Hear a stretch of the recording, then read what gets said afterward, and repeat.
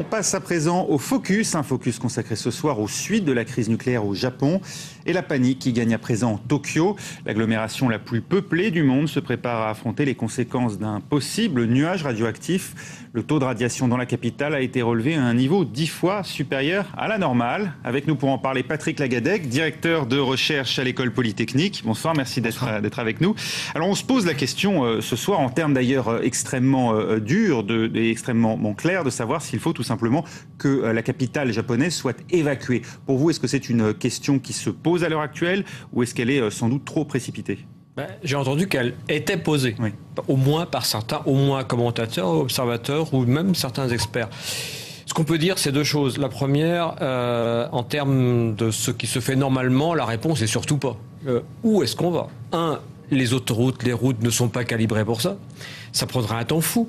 L'évacuation de Naples, 600 000 personnes, on pense au moins 72 heures. Et on a vu dans les cyclones que c'est très très long. Où on met ces gens-là ? 40 millions de personnes, on les déplace comment ? Là où ils arrivent, on les nourrit comment ? Là où ils vont arriver, est-ce qu'ils sont vraiment à l'abri ? Donc la réponse classique, c'est non, on reste et on se confine. Oui, on peut difficilement empêcher les gens. On l'a vu d'ailleurs dans ce journal, un reportage qui montrait quand même que par exemple la ville d'Osaka accueille actuellement beaucoup plus de personnes qu'à l'accoutumée, qui viennent notamment de la ville de Tokyo. Donc il y a quand même des mouvements de population qui se créent aujourd'hui par les moyens de transport naturels. Tout à fait, et c'est pour ça qu'il faut se poser la question, mais si jamais la situation, pour une raison ou une autre, n'était pas dans cette norme, avec par exemple l'idée on peut rester à l'intérieur, mais ça c'est vu pour des bouffées qui passent, c'est pas une situation stable qui pose véritablement problème, où là se confiner au bout de quelques heures, il y en a quasiment plus à l'intérieur qu'à l'extérieur, donc ça peut poser de véritables questions. Donc à ce moment-là, si ça se pose, qu'est-ce qu'on a comme expérience ? On a la grande évacuation dans la banlieue de Toronto en 1978, ça s'est très bien passé, 240 000 personnes évacuées.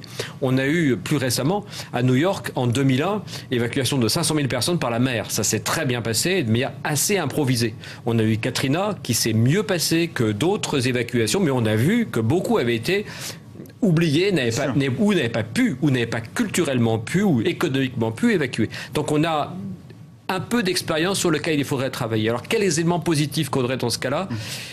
Des gens qui savent obéir à des règlements qui sont donnés, des règles qui sont données. Oui, d'ailleurs, la ville de Tokyo est un peu un exemple de ce point de vue-là. Une ville qui arrive à faire vivre 35 millions de personnes dans un espace aussi réduit, avec un enchevêtrement de gratte-ciel. Pour ceux qui y sont allés, c'est assez spectaculaire à voir parce qu'effectivement, on a cette concentration, cette densité très forte et en même temps, finalement, une ville qui fonctionne très bien, notamment au niveau des transports. Mais peut-être en flux tendu en normal, des trains bondés en permanence, donc une évacuation un peu compliquée. Mais on a la possibilité d'évacuer par la mer, ce qu'on a fait à New York. Donc il y a peut-être des éléments sur lesquels on pourrait commencer à travailler si jamais, pour une raison ou pour une autre, la situation partait. Mais quel point vraiment garder à l'esprit si jamais on allait là-dessus ? Vous, ce que vous dites déjà, c'est qu'à court terme, avec l'arrivée du nuage, la première solution, c'est le confinement. C'est de ne pas chercher à quitter la ville. C'est la réponse classique. C'est la réponse classique. Et donc, pour le moment, probablement que c'est la première qui serait donnée. Et beaucoup disent, vous allez détruire tous les liens sociaux, vous ne savez pas où on va. Et ça pourrait faire, disent certains, pas mal d'accidents. On ne l'a pas vu sur Smile Island. Le confinement ? Non, l'évacuation. L'évacuation, d'accord. Ça, c'est les risques. D'accord. Maintenant, qu'est-ce qu'il faut avoir en tête ? Peut-être pas tout ou rien. C'est-à-dire qu'il y a peut-être des zones dans la ville à évacuer, certaines en priorité. Enfin, on peut avoir un raisonnement beaucoup plus flexible et beaucoup plus précis que tout ou rien. Ça, c'est vraiment très, très important. Deuxième élément, dans une telle opération, la clé, comme dans toute la crise, c'est la confiance. Ça veut dire donner de l'information extrêmement précise, à temps, continuelle, très spécifique et très concrète. Avec ça, on va beaucoup mieux tenir que on peut plus rien faire, allez-y, ou on ne fait plus rien.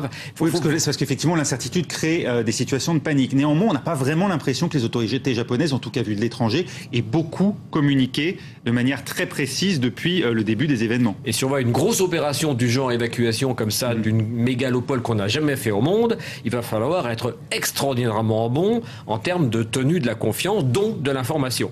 Et l'information extrêmement locale. Aussi, quelque chose qu'on n'a pas l'habitude de faire en crise, être préparé à ce qu'il y ait beaucoup d'improvisation.